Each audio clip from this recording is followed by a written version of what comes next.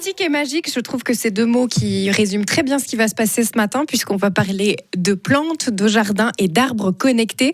Jean-Luc, donc tu veux nous présenter Stéphane Krebs, qui est ton invité ce matin.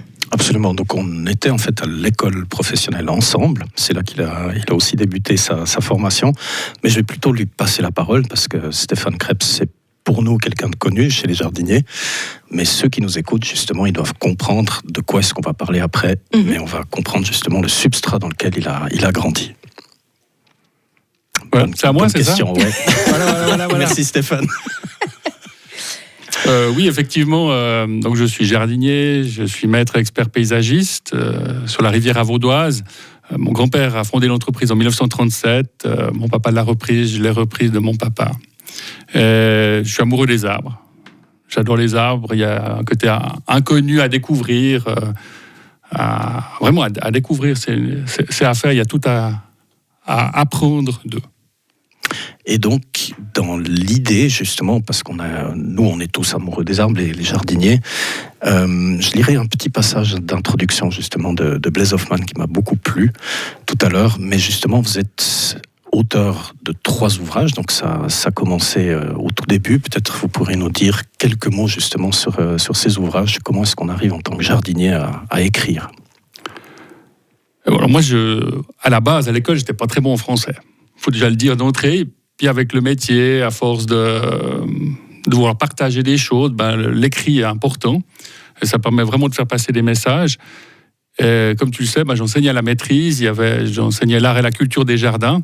Puis il n'y avait pas de support de cours qui avait en leur sein, qui déclinait tous les jardins de l'humanité. Et du coup, j'ai écrit le support de cours au fur et à mesure.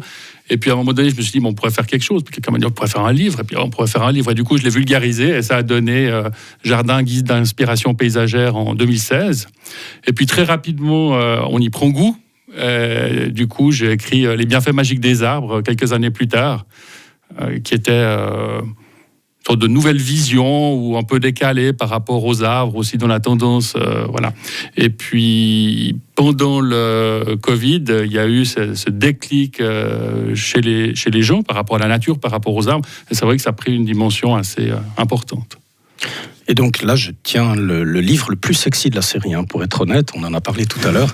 C'est justement le guide d'inspiration paysagère Jardin. Donc c'est pour ceux qui veulent rentrer un petit peu dans l'univers des jardiniers, des architectes paysagistes, de comprendre en fait qu'est-ce qui se passe en arrière-plan. Parce qu'évidemment, on voit les jardins qui sont réalisés, mais comment est-ce qu'ils ont été réfléchis, de quelle culture ils ont été inspirés. Eh bien, on retrouve tout ça dans le livre, justement, Jardin, donc de Stéphane Krebs. Cette édition est juste magnifique. En plus, elle était parfumée à la fleur d'oranger. Donc, j'ai amené un autre bouquin sur les agrumes, mais ça, c'est un autre thème. Et là, on a effectivement toute la compréhension du jardin depuis le début, donc depuis le début de l'histoire de l'humanité, jusqu'aujourd'hui, avec justement ces jardins, entre guillemets, artificiels, donc les terrasses de Babylone, où on se retrouve sur un balcon, avec les problèmes qu'on a justement des auditeurs qui nous écrivent. Stéphane, justement, vous avez écrit le premier en 2016, le deuxième en 2018, puis là, justement, j'aimerais lire celui qui nous intéresse aujourd'hui, parce que le titre est déjà très, très spécial, entre guillemets, mais ça nous parle. Entre science et magie, les arbres connectés, puis justement, le passage qui m'a beaucoup plu, c'est le début de la préface. C'est une histoire d'amour qui était sans avenir. Vous rencontrez un être merveilleux qui vous fait du bien et auquel vous aimeriez tant faire du bien, mais il ne parle pas votre langue. Il obéit à une autre fréquence, une autre temporalité. Vous le perdez de vue, vous appréciez parfois sa présence de loin, mais vous oubliez peu à peu son nom. C'est ainsi quand le rythme de vie est trop intense, on n'a plus le temps de faire connaissance. Tous orphelins, sauf quelques passionnés qui disent encore savoir lire les écorces, les feuilles et les racines. Pourtant, on le sait, on a besoin des arbres. Et bim, donc là, on comprend le Covid, tout d'un coup, on doit se raccrocher à quelque chose de stable, de vivant, d'existant. Alors, qu'est-ce qu'on trouve en fait dans ce bouquin ? Parce que le titre est évocateur, nous, on sait un petit peu de quoi ça parle, mais dites-nous en quelques mots de quoi parle ce livre. On a 2h30 de temps ?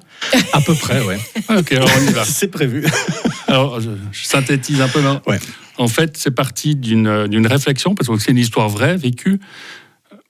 En 2016, je parcourais beaucoup les routes, les jardins, les parcs, pour soigner les arbres, pour les suivre pendant des travaux. Et je faisais beaucoup de kilomètres et je me disais, mais au lieu de me déplacer pour aller les voir, ils pourraient me transmettre à distance leur état de santé, stabilité, tout ce qui fait leur vitalité. Parce que quand je suis en face, je perçois les choses, etc. C'est clair, mais à distance, c'est plus compliqué, en tout cas pour moi. Et c'est une idée qui est venue comme ça, puis après tu dis non, mais c'est qu'une idée, voilà. Puis gentiment, les chemins se fait. Et puis, on arrive à implémenter ça, et ça a terminé sur une innovation mondiale qui est les arbres connectés, qui permet justement que l'arbre nous communique à distance son état de santé sur le plan de la statique, de la vitalité. Waouh! Concrètement, alors ça se passe comment? Alors ça se fait en permanence. On applique sur l'arbre, sur le tronc, à 3-4 mètres de hauteur, une sorte de montre qu'on fixe. Et l'arbre transmet sa statique, est-ce qu'il bouge ou pas. On voit jusqu'au millième de degré dans quelle direction il s'oriente, donc en permanence. Et puis, il transmet au travers de sa photosynthèse, donc on mesure la photosynthèse, son état de santé, puisque la photosynthèse est représentative de l'état de santé, puisque tout a une influence sur la photosynthèse. Et on le rappelle ici, la photosynthèse, c'est la base de la vie. Sans photosynthèse, il n'y a rien il n'y a pas de nourriture, il n'y a pas de verdure, il n'y a rien. Donc ce petit chloroplaste qui fait ce travail magique, ça transmet des données. Alors ces données, elles sont comment? Et puis elles se transmettent comment?